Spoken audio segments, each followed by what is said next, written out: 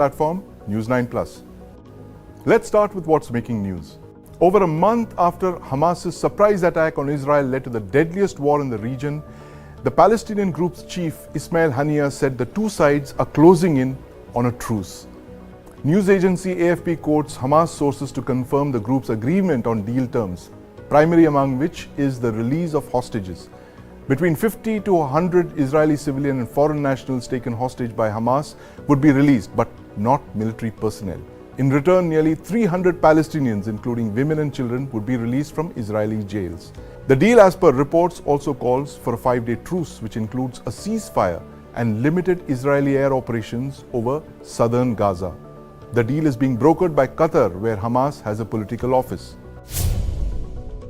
Australian Deputy Prime Minister and Defence Minister Richard Marles has called China the biggest trade partner for India and Australia, as well as the biggest security concern for both. He was speaking at the India-Australia 2+2 ministerial dialogue in New Delhi, attended by Defence Minister Rajnath Singh, Foreign Minister S. Jaishankar and his Australian counterpart Penny Wong. It's day 46 of the Israel-Hamas war in Gaza. There appears to be some light at the end of a long and dark tunnel. Hamas has confirmed it is in talks with the Israeli government. President Joe Biden too has confirmed this. Of course, we've known some of these talks for some weeks now, but this is the first official confirmation of it. And joining me to discuss these developments are Arjun Hardas, India representative of the American Jewish Committee, and my colleague Aditya Kaul. Gentlemen, what's your take on these talks? We've been hearing about it for weeks now, but are we close to a resolution or a temporary ceasefire, Arjun? Honestly, what goes on behind the scenes, most of it is speculation. You know that. Yes. What is going to happen is, of course, the question is, even if some kind of a temporary ceasefire, a truce, or whatever you can call it, is going to happen, one of the few things that will be invaluable, unviolable from the Israeli side is that going to be prevention of rearming of the Hamas. Right. Because terrorist groups would normally use these ceasefires to rearm themselves, take an assessment of where they've had a problem so far. In this case, tunnels access, intelligence failures. They'll try and fill in the gaps, etc., and see where that. So whatever has to be done, that is going to be their first point. The no rearming. How they'll prevent it is a question that the Israelis will know better. After that, it'll have to be beyond a point. See the news that is filtering out, so to say, leaking out, is a certain number of hostages. And in the last few 10 days, a couple of weeks, etc., the unfortunate news that is coming out, not a single hostage that has been recovered so far alive, except for one that just happened recently. Bodies have been found of hostages. So there is no proof of life as yet of those hostages. And they had that unfortunate situation where a baby was born. In captivity, and not even to an Israeli. This is a lady from Thailand, a worker, caregiver. So we don't even know what's going on in that case. So and the numbers that the Hamas is offering is not the total number of 230, 240 hostages. It's much lower, about 50 approximately, and asking for extremely impractical deal pointers such as a 5-day ceasefire, etc., etc. And transfer this, transfer that, give this. It seems to be as if they seem to be dictating terms. Rather than the other way around. So Aditya, I want to bring you in on this, that the fact that Hamas has chosen this number of 50 to 70 hostages and not 240, and they're certainly not talking about soldiers. What do you make of this? Hamas not cashing in all their hostage chips at one go? Firstly, there's a hard bargain that's underway, and from both sides, the priority is to gain as much on ground as possible until this deal really happens. From the Israeli point of view, they want to get to the hostages as soon as possible. That seems to be the top priority. For Hamas, they want to lead as much destruction on the side of the IDF and keep as many hostages with them for their leverage. And that's why they are suggesting 40 to 50 of the hostages that will be released in the first segment of this kind of a humanitarian pause or a ceasefire. But until then, I predict that the fighting will continue. And there isn't any official statement that has come in. We have heard statements from sources that the media is quoting from Hamas, from Egypt and from Qatar. But Israel and US haven't really come out to discuss the framework of the ceasefire and what exactly is likely to happen. Because as Arjun suggested, there's no proof of life. Right. They need to give a proof of life of what about the whereabouts of the 230 to 240 prisoners, and what their state is, how are they doing right now, Right. who's taking care of their medical needs, their food, etc. And there is one thing that we've been discussing, Sandeep, as well over the last 3 days, is that there's a huge possibility that along with the refugees, along with the people who are moving out to the border area, it could be possible that the hostages have been taken there as well, Right. along with the Hamas terrorists who might have merged along with the crowd. Merge with the population. Yeah, Arjun, we've been talking about this actually, and there was this Seymour Hersh article which specifically mentions that hostages had been disguised as patients and smuggled south. They were, Correct. bandaged and carried away. Along with to the that, south. there was also a report, I do Yeah. not remember the exact source, is that Sinwar might be escaping with these hostages. Yes. With these the refugees Yes. as well. He's trying to get out. Right. So, where the problem is with the good news, let's put it like that, Egypt is not cooperating with the Hamas. That's pretty Right, clear. right. They have no intention. They haven't of, opened the gates at They haven't opened their gates. They're still Rafah border, under control. So, is there going to be a system in place about checking who these people are before Right. they're being let out? Right. Check the identity. It's going to take time because there are thousands, hundreds of thousands of Yeah, these refugees, and who's getting out? You can't. And Hamas doesn't fight with uniforms. Yes. That is one of the biggest problems. When people are talking about civilians getting killed, well, if Yeah. Hamas decides to wear a uniform and confront the IDF, it makes the IDF job much easier to Yes. fight a known enemy, which happens in warfare generally. So the interesting point here, Arjun, as you raise, is that the fact that when the October 7th attacks unfolded, the Hamas fighters, many of them were in uniforms. They were in uniform, correct, And because they wanted to be seen. Seen and If you see the identified way that as- they were seen, yes, that in this their is how military. in 1968, for example, when the Israeli IDF, in retaliation to a Lebanese-based terror group which had hijacked, and last time ever, 1968, an El Al aircraft, the IDF decided, okay, we're going to have a retaliation, but we will wear our Class A commando uniforms. Let them see us. Right. Let them see who we are. Right. That the Israeli defense forces are here. We're not going to go disguised or anything. Let them see. I mean, there's no comparison, of course, but the idea is to show who it is. So in the Hamas's case, exactly the same thing, although not, like I said, no equivalence of showing who we are. Right. And let's also not forget there are reports that in the wake of these Hamas terrorists coming in, breaking the barriers and coming in, there were a lot of civilians in known uniforms who followed when to try to steal and carry out their own nefarious activities. Civilians from Gaza, rather non-uniformed civilians from Gaza. Right. So, question is, if Hamas has to, if it's as they say they are, the tough guys, the fighters, etc., come and confront the IDF face to face. Prove what you're doing instead of hiding behind women and children as their Arjun, does it appear now increasingly likely, and this is a point that we've been discussing the last couple of days, me and Aditya, the fact that the IDF will now start moving into southern Gaza, which is where they believe a bulk of the hostages are. Do you think it's inevitable? It has to happen. They can't leave it open, obviously. Right. But the idea is not to, because the bulk, okay, once they have said that people have to move to the south, the bulk of the population is there. The population is moving up and down wherever they are being herded by the Hamas first, by the IDF. They don't have a choice in the matter. So the civilians are being herded, then they don't have free will, they can't move on their own, or they're being used as human shields? The initial plan which the IDF had put out when the initial invasion had started was about asking the civilians to move to the south. Right. You know that. Yeah. At that point, they wanted to cut off, as they have done it, they've cut off Gaza into two, northern and southern Gaza. Right. Gaza City, where the main headquarters, etc., of the Hamas has been, the hospitals, underground tunnels, etc., is where the IDF has been operating. Once they are finished with this, and they're nowhere finished with it as yet, then they will move to the south. Right. Because this is where the mass of the terrorists have been. Right. They've been operating there.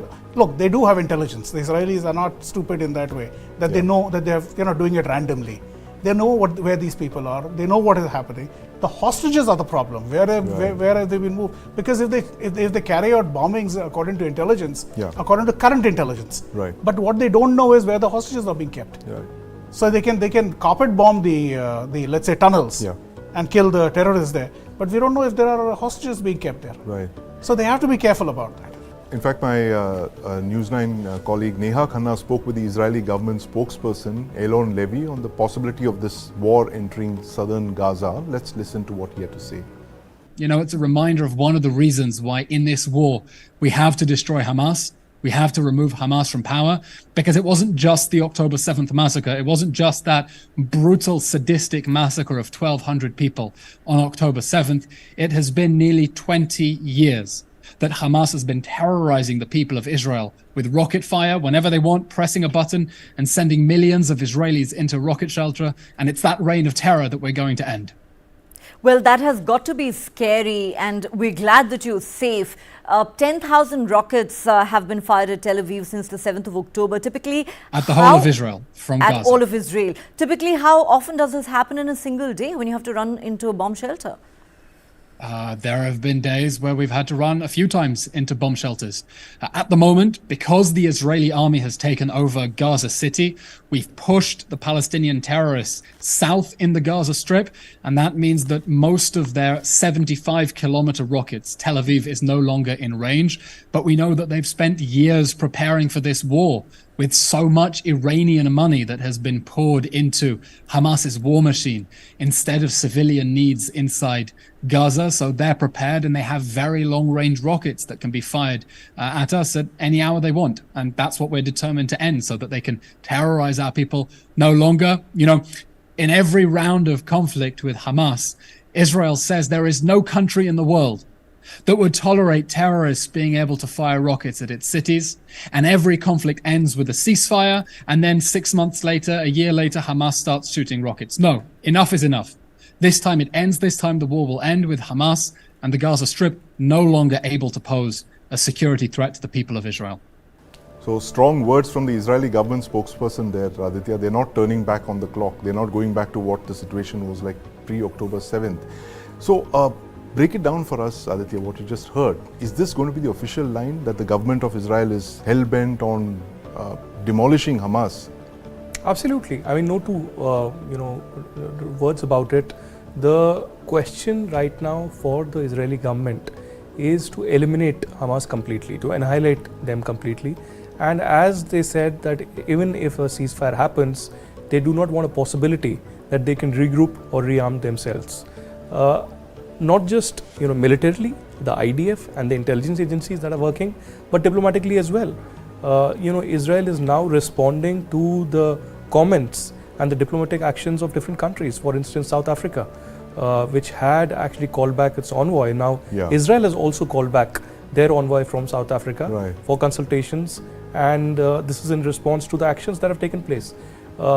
Israel has also reached out to India, for instance, to ban Hamas. An official request has gone from the Israeli government asking the Ministry of Home Affairs to in fact ban Hamas under the UAPA. Whether that happens or whether there will be civilian and judicial proceedings that are to happen for that UAPA, only time will tell.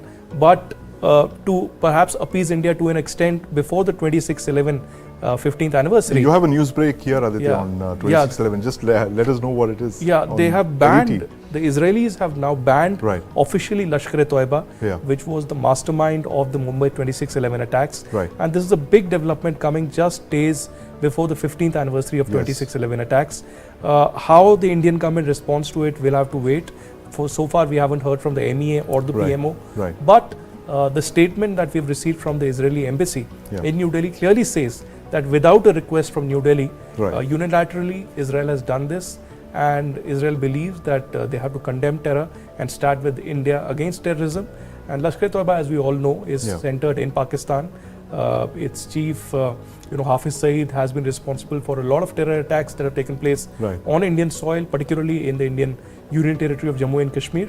But this is at a time when Israel wants global support against terrorism, and particularly against Hamas and Hezbollah.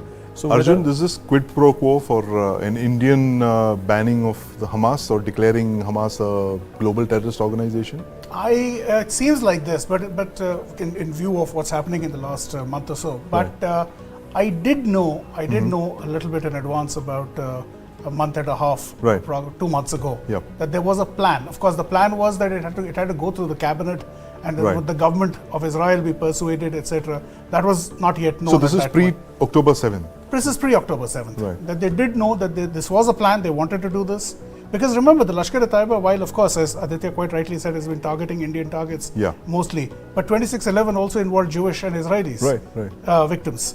It's possibly the first time outside of J&K that Israelis have been targeted by a Pak non-state actor. Well, Aditya would know better, but I don't know what form they were in 1995 when Israelis were... The Al-Faran abduction? So that's where they were also abducted at that point. Right. But the question here is, it's not a question of, even if it is a quid pro quo, Yeah. it's something that has to be done. Right. These are terrorist groups. They have made it's not that they're attacking, Lashkar is attacking India and saying that we're not going to target the Israelis or anything like that. Right, There's no such thing. There is the whole concept what the Indian government has been pushing for a long time, as you know, is a terrorist group is a terrorist group. Yes. There are no good terrorists and there are no bad terrorists in that Absolutely. sense. There's no separation. Terrorist is terrorist. So if the Lashkar has to be banned, good. It's for their own good as well. Even for Israel, it's good that they're banned. So it's interesting, Aditya, that we've actually seen in this conflict a whole lot of non-state actors being activated, and it's almost bizarre the kind of way the Houthis have captured a merchant ship headed to India in the Red Sea, and I put together this explainer on the implications of that and the fact that non-state actors have literally been borrowing from state actor playbooks to carry out an operation like this. Let's watch. The Houthis are Iran-backed non-state actors controlling parts of northern Yemen. On the 19th of November, they captured a Bahamas-registered cargo ship, the Galaxy Leader. The group says they did this because the ship was owned by an Israeli citizen. The Houthis uploaded a video of their operation on social media. Let's see to understand why this was no ordinary operation. Here you see a Houthi speedboat spotting the Galaxy Leader. The vessel is in the Red Sea somewhere off Saudi Arabia, headed for Pipavav port in Gujarat. This is a Russian-built Mi-17 helicopter. It's approaching the ship from the stern. An Mi-17 can carry about 24 troops. It weighs about 11 tons. And the ship is cruising at a speed of around 18 knots. That winch-only part that you see of the ship, that's a part where helicopters can hover over but not land. It can use its winch to rescue people. The helicopter heads further down to a part of the deck where he can actually land. Now, here you see the Houthi party exiting the helicopter. The helicopter flies off. It's an 11-ton machine. It takes considerable skill to land a helicopter of this size on a ship, on moving ship of this nature. The boarding party now takes cover and approaches the ship's forward part, the forecastle. They enter the ship's bridge from where the ship is steered. They overpower the ship's crew. You can see them. There's a crew of around 25 people on this ship. That's the ship's cargo hold. This is meant to hold passenger cars, literally thousands of passenger cars. But this hold is empty, which means that this ship was on its way to pick up cargo from Pipavav port and transport it elsewhere. And here you see the reason why the Houthis used a helicopter to assault this ship. The ship's high freeboard, it's more than 10 meters, 15 meters off the water, which means it's almost impossible for a speedboat to assault this ship from the waterline, which means they needed a helicopter to assault this ship and to capture it because of this large freeboard. And then you see the Houthi speedboats escorting this ship to Hodeidah, which is a Houthi-controlled port in northern Yemen. Now, the Galaxy Leader is a massive ship. It's 189 meters long. It's longer than the Indian Navy's Delhi-class destroyers, which are the largest principal surface combatants of the Indian Navy.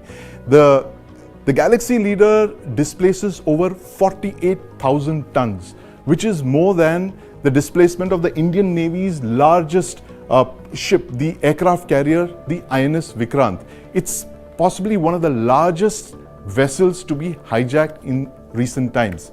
Now, this is clearly no ragtag militia or Somali pirates taking over a vessel. Now, what you just saw was a classic VBSS operation.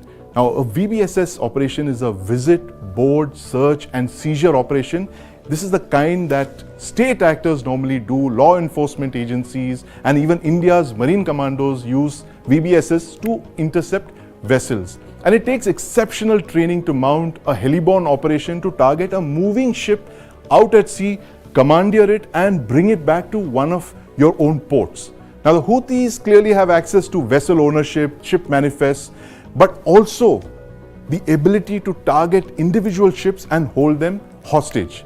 Now, they've flexed their sea denial capabilities in the past. The Houthis have hijacked ships belonging to the Saudi-led coalition, which they've been fighting since 2015. They have hijacked ships in the Red Sea. They have attacked them using drones, anti-ship missiles, RPGs. But this is the first such vessel hijack during Israel's war. And it's clearly part of Iran's strategy to activate its non-state actors, or what it calls its axis of resistance against the Israel and the United States. But the larger, more worrying message of this operation is the fact that non-state actors can easily hijack vessels from one of the world's most critical waterways. Over 17,000 vessels pass through the Bab el-Mandab Straits each year. Now the straits are just 20 kilometers wide. It's a maritime choke point. This has implications for India too. Now, a majority of India's overseas trade with Europe heads through these straits, through the Red Sea and the Suez Canal and on towards Europe. Now, the India-Middle East Economic Corridor was meant to shorten this distance via the Red Sea to Europe. The IMEC has been put on hold by Israel's war. And now this Houthi hijack has endangered the traditional route as well.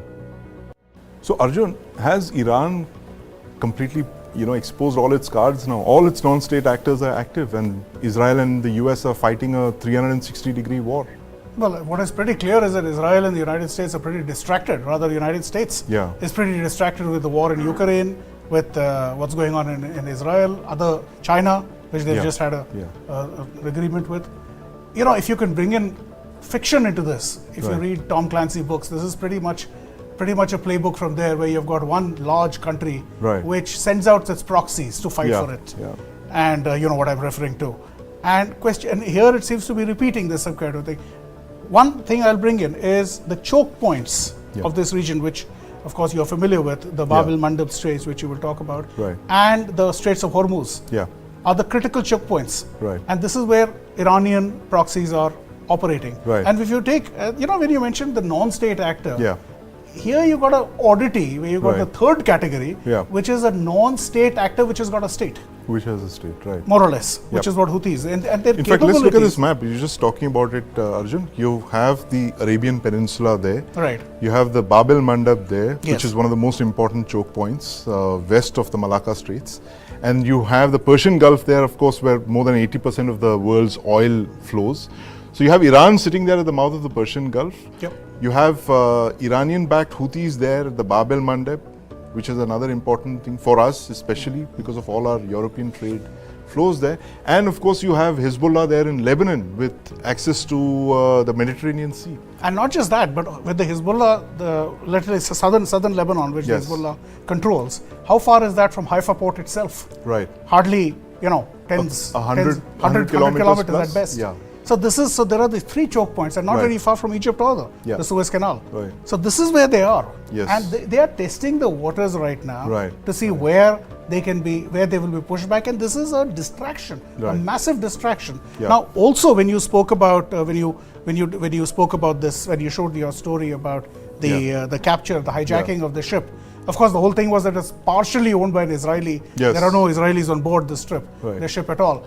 But also, let's also consider, as you said, non-state actor. But remember, these are the guys who fired a rocket, not just drones on ballistic missile all the way to Israel. And if it was not intercepted by the American fleet, God knows where it would have reached. Absolutely. So this is not. I wouldn't just brush them off as saying non-state actor or somebody who's got, let's say, rubber bands or something like that. This is serious equipment which they're operating. Non-state actors with state-like equipment and capabilities. Well, Pakistan is a known example of that, where the Lashkar gets all the assistance from the Pakistan armed forces. So it's not a state actor which gets a non-state actor which gets its support from a state. Aditya, you believe that non-state actors in Pakistan could borrow from this playbook and start demanding these kind of capabilities? We've already seen a drone attack in Jammu, the airbase, traced down to the Lashkar-e-Taiba.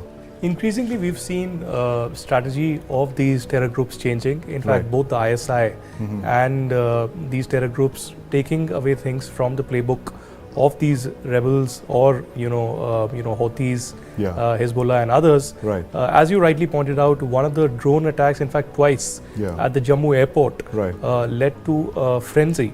And there was the NIA, there was in fact a lot of intelligence agencies that had gone down, because it was later discovered that perhaps there were some areas where the drone was operated from beyond the border in Pakistan, and in other areas there were anti-state elements and terrorists collaborators on our side. So we'll have to obviously be cautious of such trends, really picking up. Not just that, even the October 7 attack, for instance, the level of such attack, in fact, there are several radicalized youth, not just in Kashmir but in Pakistan as well, who could be used for a large-scale attack. Whether or not it will be successful, of course, our counter-terror grid on the LOC is pretty strong. But still, such an eventuality can happen at any moment. But one thing that we've also realized after Pulwama, after Balakot, is that Pakistan also is thinking twice before acting in any such manner, because there are global reactions and consequences for Pakistan, not just political but in economic in nature. The FATF pressure, the UN embarrassment, and the diplomatic pressure globally has led to an economic crisis in Pakistan as well. So I wouldn't actually say that these guys will operate the same way, but of course they will take lessons and some of the technology that is used by Iran and its proxies in the region. That's always the worry, isn't it? Now, skill sets like capturing a moving vessel with a helicopter are not easily acquired. It takes years of training to carry out an operation of this kind. So, joining us today is Commodore Shiv Tiwari, a former Marine commando. I'd like to welcome him on the News9 Plus Show. Commodore Tiwari, welcome to the News9 Plus Show.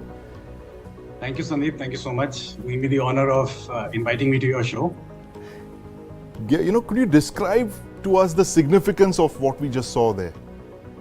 Is this the first time that a non-state actor has carried out a VBSS, visit, board, siege, search and seize operation on a merchant ship?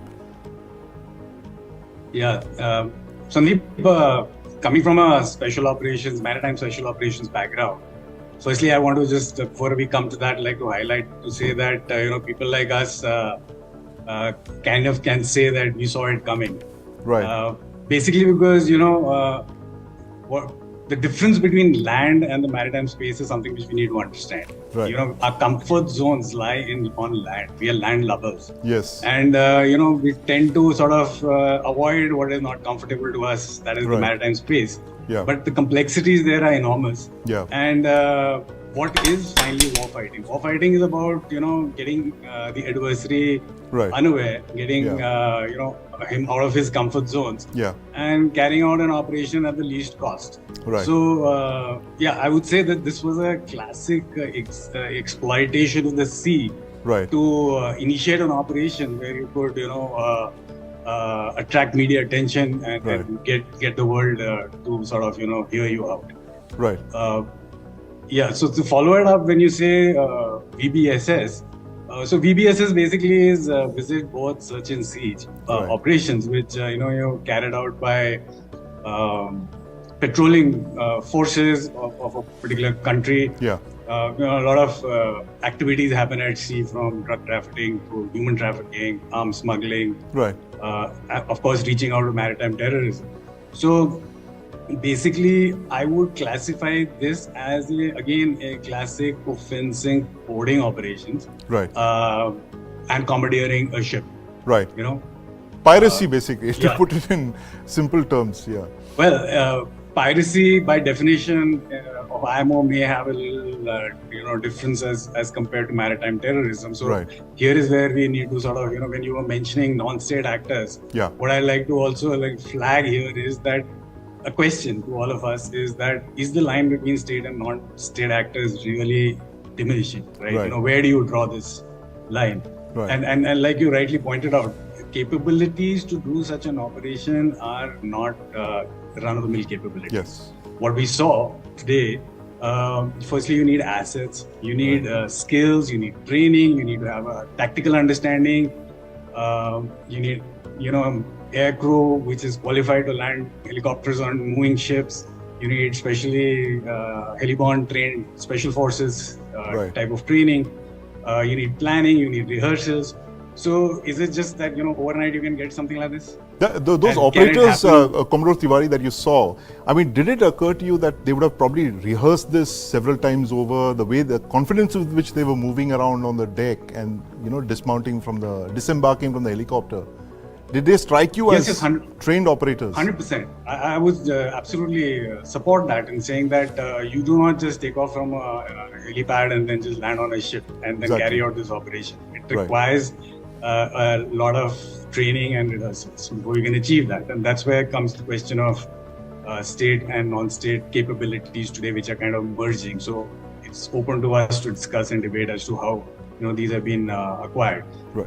And another interesting fact is that all of us know that recently, even the senior Houthi leadership had threatened that they will undertake an operation like this.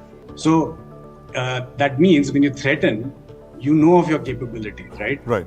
And if you know that you have this capability and can conduct an operation like that, it's only when you come out and say that we can do something like that or threaten. Right. So that's why I say that we should have, in my opening, that we should have seen it coming.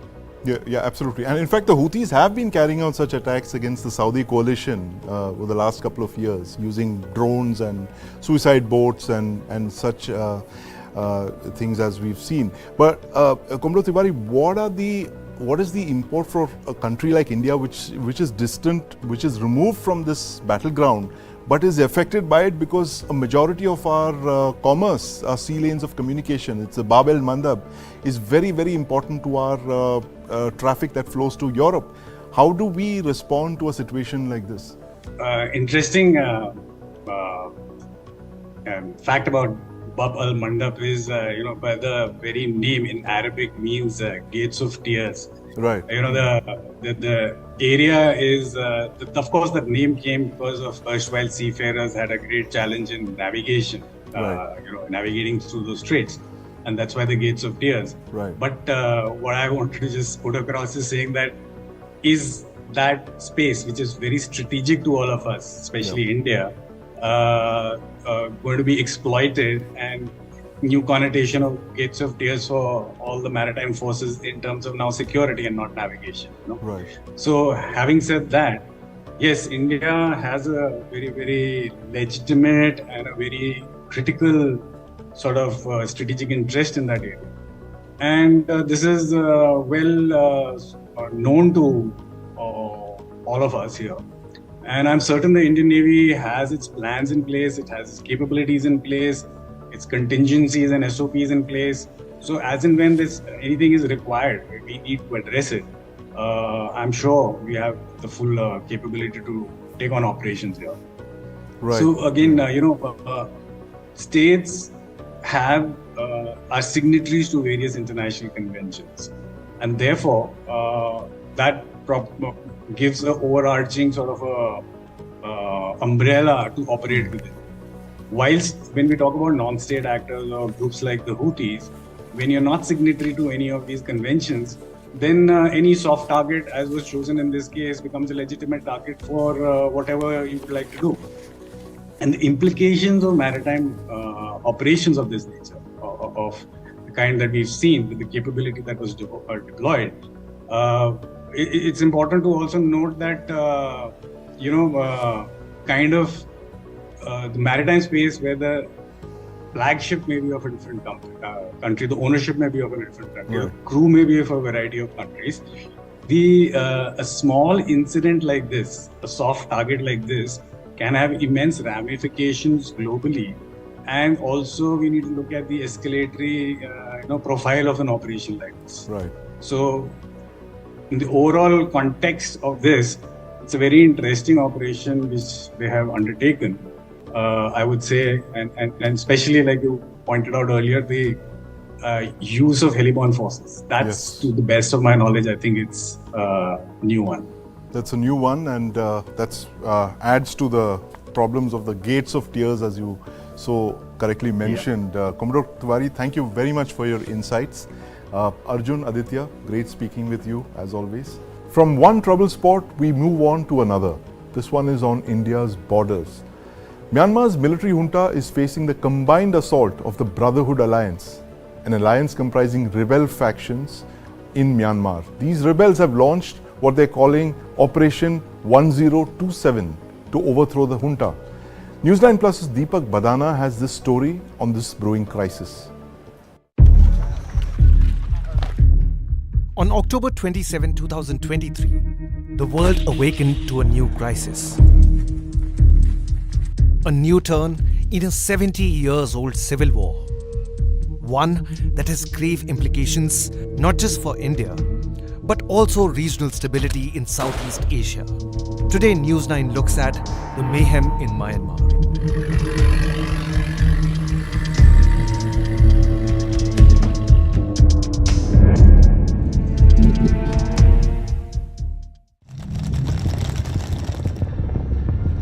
For decades, Tatmadaw, Myanmar's military junta, held the nation in a tight vice-like grip, but not anymore.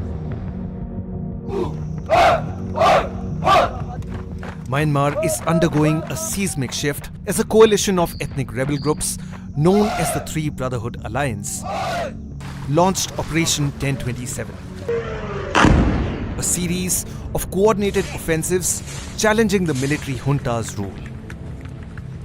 This alliance, consisting of the Myanmar National Democratic Alliance Army, the Tang National Liberation Army, and the Arakan Army, seeks to overthrow the military regime. Over the course of the last month, the rebels overran large parts of the country, seizing towns and military outposts. According to analysts, rebels now control over 50% of Myanmar, and the military installed President Mint Swe, warning that Myanmar is in danger of breaking apart. The conflict that now rages in Myanmar has its origin in one moment. On the morning of 1 February 2021, Myanmar's democratically elected ruling party, the National League for Democracy, was deposed in a coup. But the junta was not entirely successful. Resistance to the Tatmadaw survived in the form of a national unity government, the People's Defence Forces, and a number of ethnic rebel groups. Now it appears that the opposition forces have united. Geopolitical dynamics, ethnic tensions, and historical grievances are all playing a role in the present conflict. But how did the rebels gain the upper hand? There is a new precision and coordination in their offensives. Reports abound about the use of drones, along with new weapons and supplies by the rebels. Analysts point to China's involvement in the crisis. On the one hand, China has been an important backer for Tatmadaw. At the same time, Chinese weapons now arm the rebels.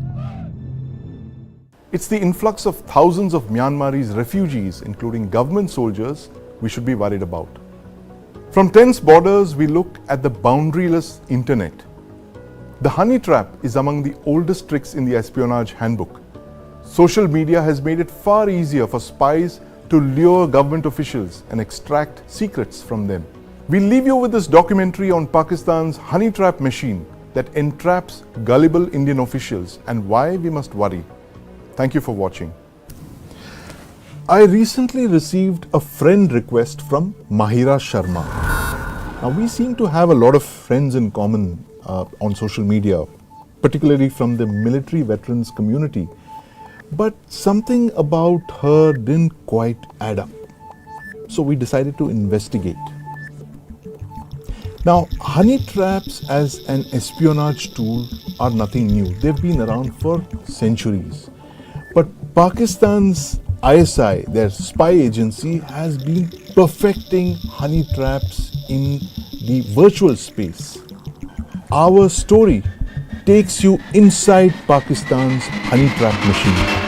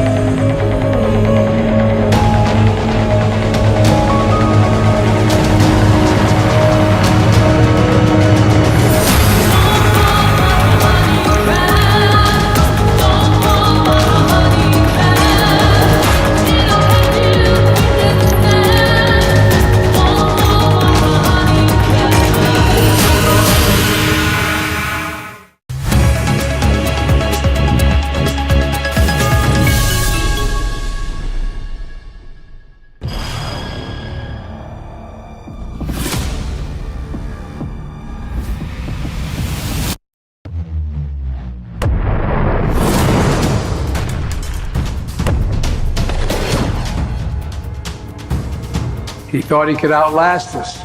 And 1 year later, the evidence is right here in this room. Who will blink first?